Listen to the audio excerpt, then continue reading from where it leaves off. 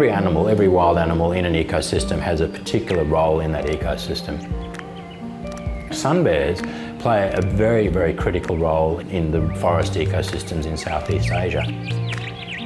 Sadly, sun bear populations across Southeast Asia are declining, and currently they are classified as vulnerable, not quite endangered yet, but certainly their populations are declining.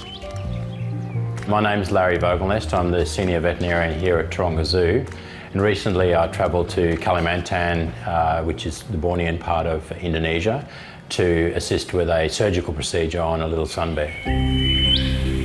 A team of us went over in mid-September and performed what was quite an incredible and very difficult procedure. Okay, so this is Hitam.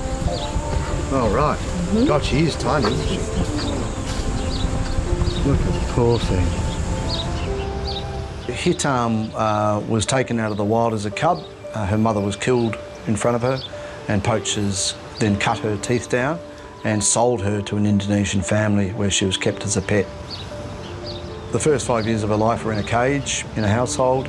She was fed rice and canned milk, which is completely inappropriate for a bear, and as a consequence didn't grow properly. So this little bear has never done a normal poo in her life.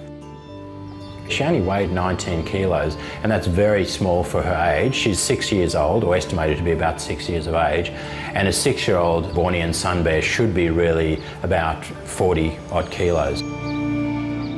I knew this bear was in a lot of trouble, and really I think there were only two options for her then, to either euthanize her or to do radical surgery. On the actual morning of the procedure, loaded up the darts, and the guy who does the darting just went off.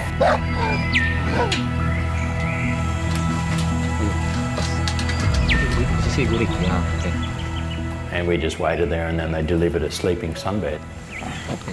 So it's what we call a triple pelvic osteotomy, so effectively 3 cuts to the pelvis. At the moment, Hitam's space in that area is about 1 centimetre. In a normal sun bear, it's around about 4.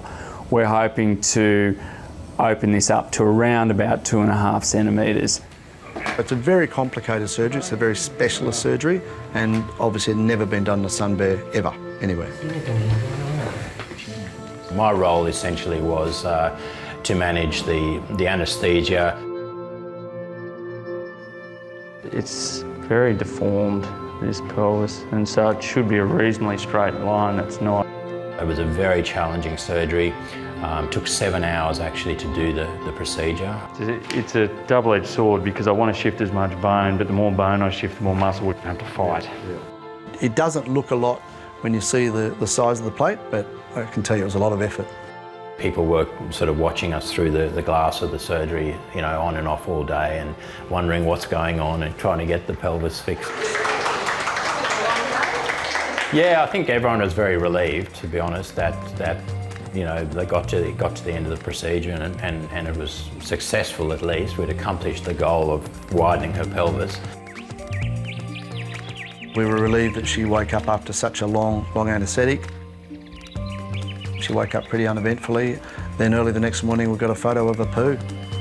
So she should be overall much happier. Oh, I'm delighted you came down. Oh, thank you. And I'm sure our vets are too. Thank you, yeah, good. Yeah. The great news is, yes, she's happy, she's relaxed, she's eating, a vast range of foods that she's never had before, and her coat just looks fantastic.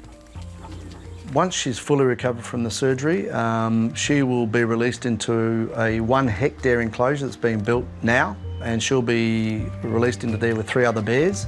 They'll be able to climb trees and interact and forage and be bears.